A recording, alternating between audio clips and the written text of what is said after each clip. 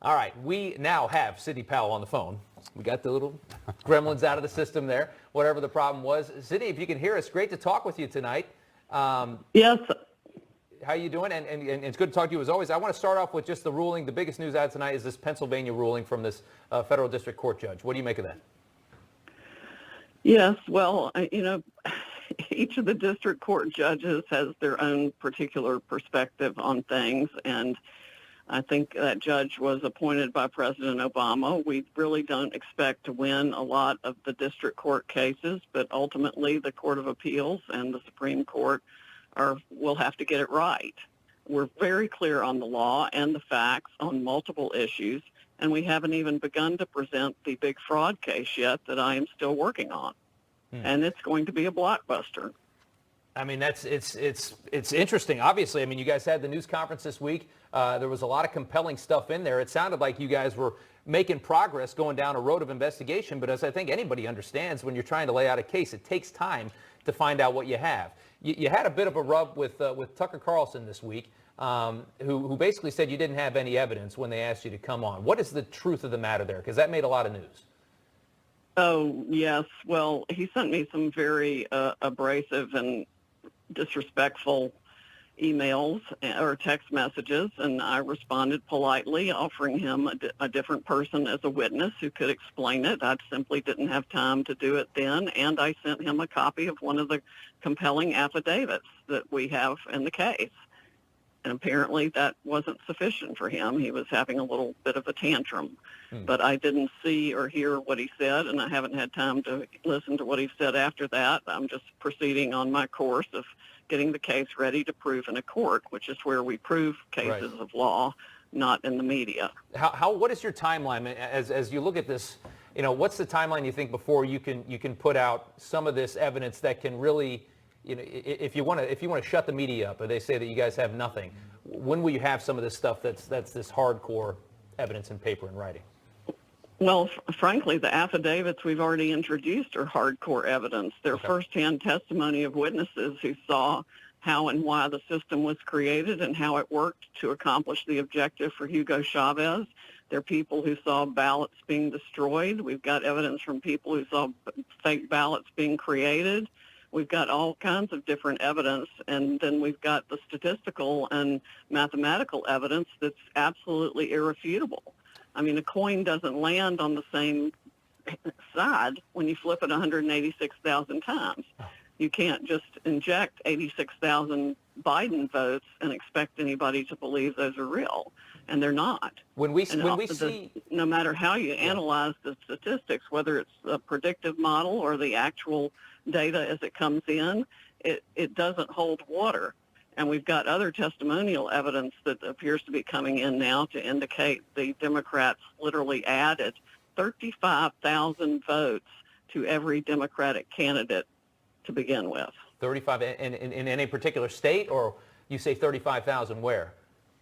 We've got it definitely all over one state, and I would be willing to bet it happened everywhere. And when you lay all this out, and you're going to do this in court, do you have what you think is irrefutable evidence that will make up the minds of millions of American people? Well, the burden of proof in court is only a preponderance of the evidence.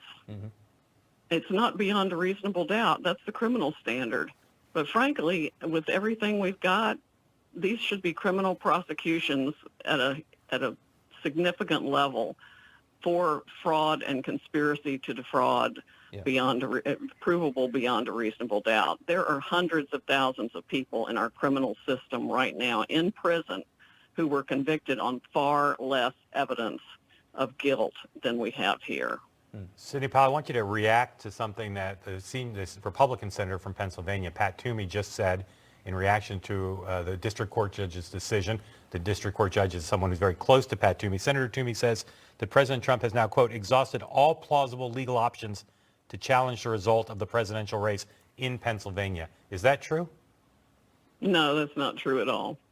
Can you explain why the senator's wrong? Begun to fight. Can you explain that? Why is the senator wrong? Well, he's wrong because Pennsylvania was one of the hotbeds of many varieties of fraud and criminal acts that the Department of Justice, frankly, should be in there prosecuting. And we're going to dump a whole lot of them into evidence in our fraud case that we're going to file in Pennsylvania. Why do you think the Justice Department isn't being more aggressive in following up on what you see? I think the Justice Department has known about this issue for a long time and turned a blind eye to it. Why though? I wonder how much the CIA actually had a role in starting this kind of program to begin with, use on other countries. Why would Donald Trump's Justice Department not be interested in this?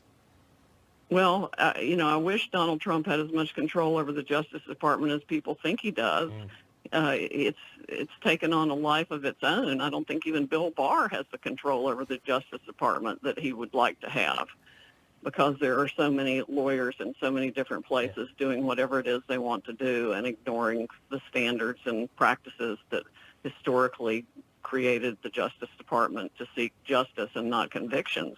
I mean, I wrote a book about that back in 2014. We've been on this increasingly bad path for decades now, and it's done nothing but get worse because nobody's told the truth and stood up for the truth. But Americans are now. They're livid about this, and they could see it. Everybody saw it election night. They saw votes being subtracted from President Trump and appearing on the Biden side of the scale. And that's exactly what this Dominion system was designed to do. And we have eyewitness testimony to its entire creation for that very purpose. There have been warnings about this system. We were talking about it earlier, Sidney. I mean, you had Senators Warren and Klobuchar that made a big stink about the 2018 midterms, saying that they don't trust Dominion, that they saw evidence that votes could be switched using these systems. These are Democrats who ran for president. What I don't understand is how does this get ignored? I mean, this is a nationwide, this is a democracy shocking scandal, if it is true. It is. And it's so big, I can't even wrap my head around it. I just wonder, how does this happen? Well, that's exactly how it happens, because it's so big, nobody wants to wrap their head around it. Nobody wants to untie all the little knots that go into it. Yeah. But we have to if we're going to be a constitutional republic. This cannot go on. Our votes must be counted fair and true. Every legal vote is entitled to be counted, and every illegal vote nullifies the vote of an American citizen and our public will of we the people. It's absolutely counter to everything this country was founded on. So we have got to get this fixed now. I can't unsee it. I'll tell you that. I certainly cannot unsee what I have seen. And I'm going to make sure everybody else knows everything I've seen too, because we've got to hold our government institutions accountable and do better than this by each other. And it does cut across both political parties. It cuts across generations now, or at least multiple decades of this kind of corruption. It's got increasingly more sophisticated. Has anybody given you... just smudge the edge of a ballot and stick it through the machine, and the ballot would be rejected. But now they can literally drag and drop hundreds of thousands of votes wherever they want them. I mean, everybody knew when they bought this system, and that was one of the features of the system. We've caught people lying now and saying that things that happened that ran people out of voting areas, and we've got tons of evidence. It's so much, it's hard to pull it all together. How big of a, if this happened, how big of a conspiracy, how many people would have had to have been in on something like this? Oh, gosh, probably thousands, including the people running the machines at each of the polling centers. We know, for example, that one of the higher-ups of Dominion went to Detroit the night of the election to handle things himself. And we also have evidence that there were any number of VPN lines open to the Internet for foreign actors to be meddling in it. Has anybody given you an explanation that as to why they had to turn the machines off? You talk about how the machines got turned off and then there was a vote dump. Our witness from Venezuela, who saw it all created and how it worked, said that he knew as soon as the machines were turned off in those key states, it was because we the people, in voting for Trump in a landslide election, had essentially broken the algorithm that had been pre-programmed into the machine. So they had to stop counting in those states and areas and backfill the vote with fraudulent mail-in ballots or whatever means they used to do it, whether they just injected numbers or trashed votes for Trump otherwise and change the numbers. I don't know exactly how they did it right now in each spot, but that's essentially the way it worked. Let me ask you about the state of Georgia. Obviously, yesterday, the governor there, he certified the election for Joe Biden. It's about 12,000 votes. And what you see, will Georgia switch? Yeah, that's a total farce. Georgia's probably going to be the first state I'm going to blow up, and Mr. Kemp and the Secretary of State need to go with it because they're in on the Dominion scam with their last-minute purchase or award of a contract to Dominion of $100 million. The State Bureau of Investigation for Georgia ought to be looking into the financial benefits received by Mr. Kemp and the Secretary of State's family about that time. And another benefit Dominion was created to award is what I would call election insurance. That's why Hugo Chavez had it created in the first place. But I also wonder where he got the technology, where it actually came from, because I think it's hammer and scorecard from the CIA. Just to clarify, you're saying that Governor Kemp, who's been a longtime ally of the president, is directly involved because of financial benefit in the conspiracy to defeat the president in Georgia?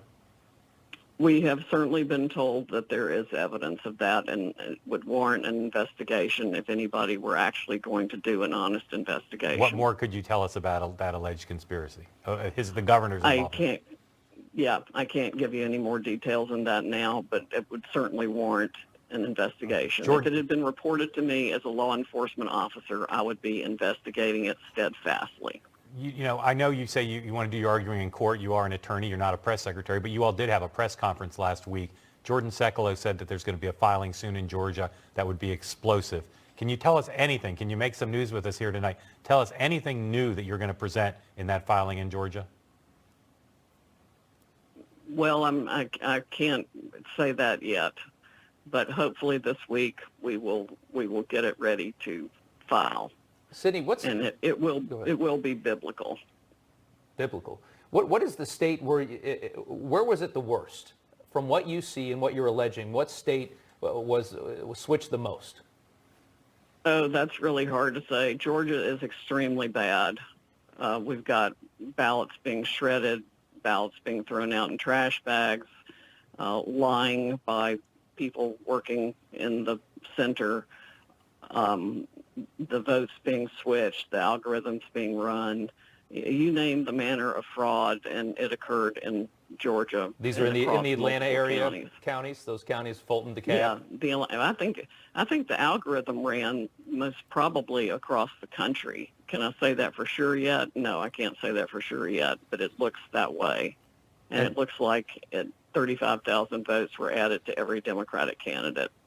You also talked about this ability of the system, and I thought this was so interesting when you said it, that it can take a vote and it can make a vote for Biden worth more than a vote for Trump. Do you think that happened, or is that another part of the system that maybe wasn't used? No, I think that definitely happened. I think that was the first step with the system, to weight the votes so that a Biden vote is worth 1.23, say, and a Trump vote is worth the rest of that.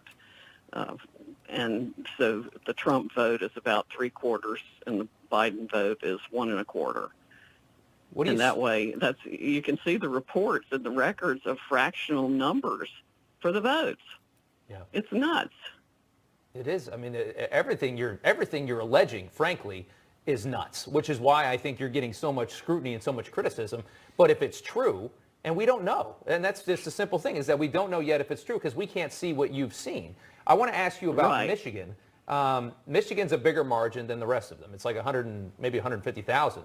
What are you seeing in Michigan? We're seeing essentially the same things in Michigan, except larger number of ballots being stuffed in. It's the old-fashioned stuffing the ballot box. They're just doing it by computer instead of by paper. That's really all it is. They're dragging and dropping files of votes from one person to another instead of just stuffing paper ballots in the ballot box. Can you specifically? And, corruption in elections has been going on forever. I remember LBJ saying, send some guys down to the cemetery because those people, if they were alive, would have voted for me. And they take the name and the birthday, and that's what they did. So it's Saturday night. Can you preview for us as specifically as you can what's going to happen this coming week, starting Monday morning? Tell us where you're going to file, what you expect to happen by Friday. Well, I don't, personally, I don't expect to file anything by Monday. I'm hoping we can get it ready by Wednesday. If not, it should be ready by Friday. But it's a massive project to pull this fraud claim together with the evidence that I want to put in. So are you saying you're going to file? And remember, this isn't a summary judgment motion where we actually have to produce any evidence now. Your typical lawsuit, you just file a statement of what the charges are without any affidavits or anything. But are you saying you're going to file the way the media is going about this is absolutely ridiculous and unreasonable to expect us to put evidence in right now. Although we know election issues are on an expedited schedule, but I could wait a month to file the fraud case and everybody would have to undo their certifications because it's so bad. But are you saying you're going to file the same case in multiple jurisdictions or in one jurisdiction? Each one's a little bit different depending on what happened in the state, the different manner and means and the evidentiary aspects that support each one. You know, we've got different affidavits from different witnesses in each of the states. So there are going to be some differences between them, but there are going to be claims that are identical. Some of the legal claims are going to be identical. For example, in a number of states, there were modifications to the machine after the statutory cutoff date that should invalidate every vote cast on the machine. I mean, there's no way Georgia can proceed to have an election using those machines for the runoff candidates. Yeah. That's absolutely absurd. You know, as we wrap this up, Sydney, I think everybody at home right now wants to see this. They want to see what you say you've seen. Is that going to be possible at any point? Are we going to be able to see some of these problems and some of these issues, the way these systems work and the way this Dominion works? Yes, and there's actually evidence online now. I mean, we need to try to get our website up to date with the complaints that have already been filed. But exhibits were attached, for example, to Lynn Wood's complaint in Georgia that are remarkable and stunning, including the affidavit of the young man from Venezuela who saw Hugo Chavez create how they did the software, hire people to do it and get it done, and then how it worked to make sure he won every election thereafter. That's crazy. What it's designed to do. Their own handbook tells you that these things are features of their system. Right. Are we supposed to think they didn't use the features? Heck no, they used them. And they used them against their own candidates. The Democrats used them against Bernie Sanders in 2016. And somebody even told him what had been done to him when Hillary Clinton won that primary, and he didn't. And instead of standing up for the American people and the right to vote, he sold out. You're saying Dominion, the Smartmatic Dominion system was used in 2016 when Hillary beat Bernie in the primary? Yes. Wow. I don't think we had heard that yet. That's an incredible development right there. And you say he knows that. Bernie Sanders knows that. Yes, the person who sent me the data told me that they informed Bernie Sanders of all their findings, and he didn't do anything except get enough money to buy another fabulous house. Wow. I'm telling you, it's been used for both parties. One of the big problems is that we don't know who was elected by buying their election through Dominion. I'm sure it crosses party lines. That's not an accusation against every politician. It's certainly not meant to be, but it means we don't know which ones got elected that way and how much they knew about how it was being used for or against them, certainly not against them. But I'm reasonably certain at this point that John James was ripped out of his seat, and he was entitled to have won that election by the real vote. And the same, I think, is true for Doug Collins in Georgia. And there's no telling how many congressional candidates should have won that lost by the addition of 35,000 votes per Democrat or the algorithm that they were running against whoever they wanted to target. I mean, you can do it candidate by candidate. That is something else. I mean, it's mind-blowing. Sydney, what you're alleging, I can't even imagine, and I hope that you will join us again to talk about what you continue to find as you continue to investigate. I will do that, and I will try and get more stuff up online this week. We've got some website or just email issues, it to and us. of course, people are trying to hack us and everything else. But right. Democratic Congresswoman Carolyn Maloney wrote the Treasury Secretary about this very issue in 2003, I think it was. 17 So years people ago. have been complaining about it, and the government's done absolutely nothing except whatever it wants to do. So who is really pulling the strings here and choosing the American Right. officials pursuant to this system? Yeah. Because it's not the people of the United States of America, and that's supposed to be who it is. It's just something else. And like you said, prominent Democrat politicians have complained about the usage of this system in this country. Sidney Powell, thank you so Right. much for joining us tonight on the phone. I know how busy you are, and we appreciate the time. Thank you. My pleasure. Okay.